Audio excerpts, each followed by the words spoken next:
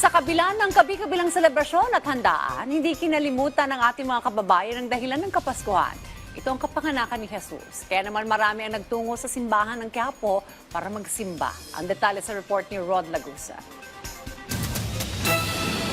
Marami sa mga kababayan natin ang nagsimba dito sa Quiapo Church. May mga pamilya, mga magkakaanak at mga magkakaibigan na piniling magsimbang lalo't isa ito sa pinakamahalagang araw sa simbahang Katolika, kung saan bawat isa dito ay may mga panalangin. Kasama na dito ang pamilya ni Denmark. Lagi naman kami nagsisimba dito sa Quiapo Church and natapat din na Pasko ngayon. Thankful kami kasi syempre kumpleto pa rin kami, tapos maraming biyaya na natanggap ngayong taon, tapos sa anak ko. Yun yung mga dapat pinagpapasalamat namin palagi. Si Monsito kasama din ang kanyang pamilya sa pagsimba dito sa Quiapo Church. Anya, mula pa sila sa Tanza, Cavite. Lagi po kami nagsisimba pag tuwing Pasko po. Dito po, Quiapo. Salamat po sa pamilya, gawa ng ligtas at malusog ang pangatawan.